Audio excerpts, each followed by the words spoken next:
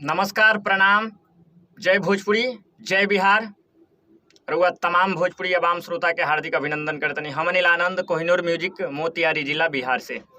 भैया, आजकल के मैटर चलता, आजकल के बहुत सोशल मीडिया पर, फेसबुक पर, व्हाट्सएप पर, यूट्यूब पर गर्दा चलता। बवाल पर बवाल थमे के नाम नहीं खेलेत। हमनी के भोजपुरी के बदनाम करे के चाहता लोग। कुछ लोग ऐसन बा कि हमनी के भोजपुरी के चाहता कि जड़ से उखाड़ के बिक दी। भैया हो, बतावल चाहता नहीं कि हमनी के ई भोजपुरी में एक से एक बड़का बड़का दिग्गज लोग, एक से एक बड़का बड़का हस्ती लोग भोजपुरी के मिटावे खातिर लागल, भोजपुरी के हटावे खातिर लागल। लेकिन हमनी भोजपुरिया समाज पूरा यूपी, बिहार, झारखंड, नेपाल, आज विदेश में भी हमनी के भोजपुरी के झंडा लहरा रहल बटे। तो कुछ लोग बदनाम करे खातिर केहू न केहू से कुछ गवावता, कुछ लिखवावता, कुछ रिकॉर्ड करवा देता, कुछ सोशल मीडिया पर स्टार बने खातिर स्टार के टांग खिंचता, स्टार के पीछे पड़ गई बा। अब जैसन कि शिल्पी राज के रउआ मुद्दा देखनी है, अंतरा सिंह जी के मुद्दा देखनी, नीलकमल सिंह जी के मुद्दा देखनी, पवन भैया के मुद्दा देखनी, हर लोग के विवादित। और सोशल मीडिया पर, फेसबुक पर, यूट्यूब पर बहुत भाई लोग हमनी के मजा लेवे नहीं। जब अपना पर पड़ेला तब बुझाला के होके कि का होला इज्जत प्रतिष्ठा मान सम्मान।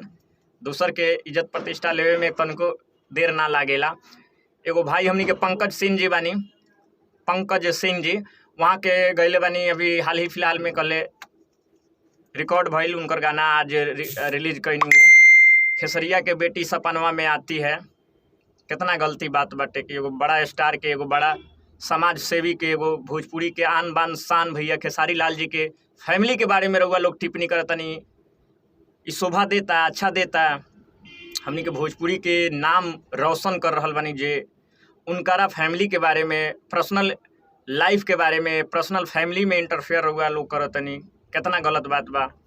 तो हम रउआ लोग से इतने निहोरा करम कि भैया हो, केहू दूसरे के रउआ बदनाम करके अपना के बड़ा नाम करतनी, ई शोभा नहीं के देत और ई ज़्यादा दिन नहीं के चल सकत। तो आप लोग से यह निहोरा बानिल आनंद के कि केहू के बदनाम न करी, रउआ मेहनत करी, रउआ मेहनत से आगे बढ़ी, 2 रुपया कमाई, अपन घर परिवार के गुजर बसर करी। इतने निहोरा बानिल आनंद के। एक दूसरे के टांग मत खींची, भोजपुरी के बदनाम मत करी, भोजपुरी के आगे बढ़ाई, भोजपुरी के झंडा पूरा विश्व में, पूरा विदेश में लहराई और भोजपुरी के आन बान शान आसमान तक पहुँचाई। इतने निहोरा बा भाई रउआ सबसे।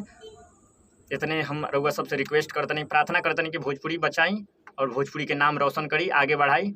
जय भोजपुरी, जय बिहार, वंदे मातरम, जय हिंद, जय भारत।